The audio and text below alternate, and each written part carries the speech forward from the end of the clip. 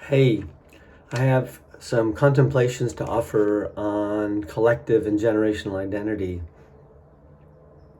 When we are identified with a people or a nation or a country, when we live on a land that has immense trauma and oppression, we collectively absorb the energy of the collective. When I look at my generational history, being a descendant of survivors, I carry a tremendous sense of victim identity. And understandable. I had lost 3 grandparents. Many of my family were murdered. We lost neighbors, villages, and so understandably I've carried a sense of victim. And then the cycles.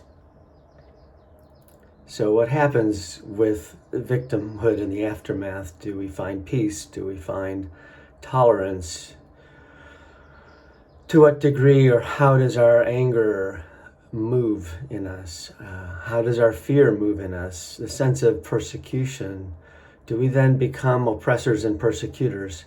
And now on this global stage, as a people, as a Jewish people, as a tribe, as a generational history, ancestral history that we carry, now on the global stage, we're not just persecuted, we're not just hated, although that exists from many angles.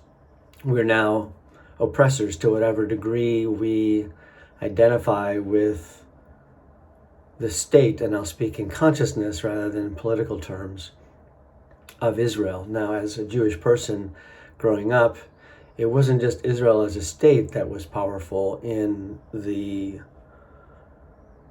teachings that I learned in the prayers. And these prayers we've said for thousands of years, Israel being Jacob, Israel being a nation, Israel becoming Jewish as a tribe of Israel, and longing for a reunion and for return. These are deeply, deeply felt in the Jewish soul, as is thousands of years of persecution. Now, we've also been a tribe that have been warriors. We came into Israel, we came into the land and had to create a space amongst other warring tribes. Very early in the land of Canaan, we are indigenous to that land. And we fought wars. And for thousands of years, we had our asses kicked. And we had no political, no military power. We had to use our ingenuity in many ways, and our ingenuity both helped us succeed and also contributed to the envy of others, the jealousy of others, the hatred of others, the fears of others, and the scapegoating that resulted in exiles and persecution of our people, of our innocence. And we continued. We were shaped by that victimhood and shaped ourselves. We huddled together. I think that's really true of Jewish people these days. We're huddling together and being vilified in our identity as Israeli, or as identified with Israel and supportive of Israel, and thereby identified in many, many minds and hearts with oppressors who are now contributing to so much devastation and pain, that when we feel that as a Jewish soul, we can't help but feel tremendous pain and agony and guilt and conscience. For our expectations as Jewish people is to live up to our greatest selves as a people, to seek justice, to be people of peace, to create peace, to be truthful.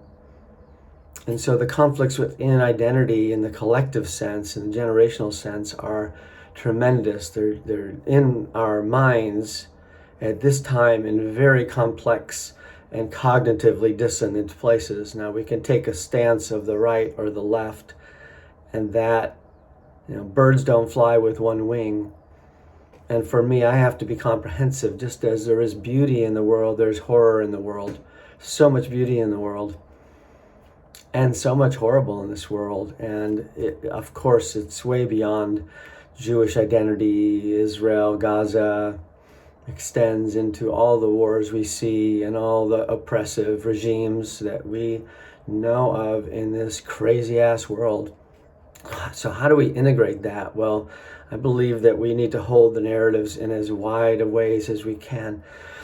I believe that we need to really ground ourselves in our generational history to really honor that, the blessings of that, and also the shadows of that. And Israel is now casting a really big shadow. Why is Israel focused on so much? Well, for many reasons. And we have, as a people, been respected, admired, and vilified when we were innocents, when we were a people that wasn't oppressors, that were the oppressed. We were hated, we were sheep, we were led to the slaughter, and now we're lions.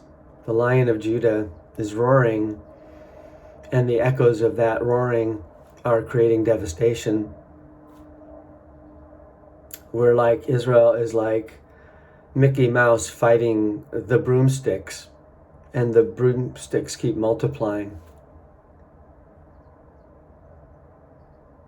So we need to reconcile our identities, and this isn't just about being Jewish, but all of us having good and bad within us, being the heroes, being the villains,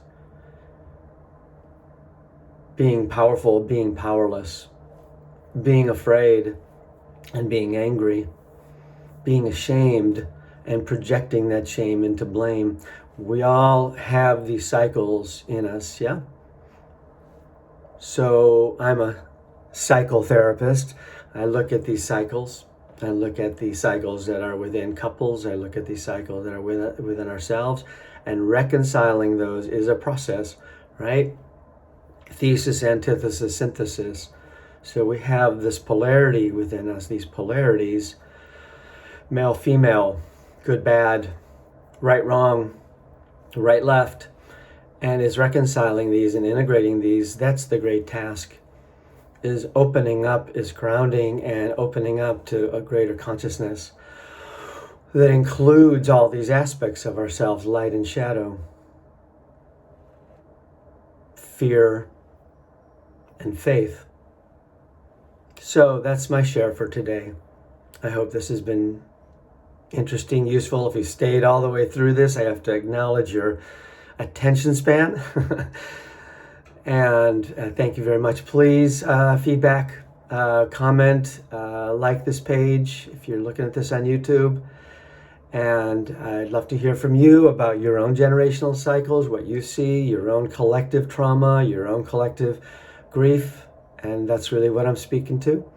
And please comment if you like. Hey, be well.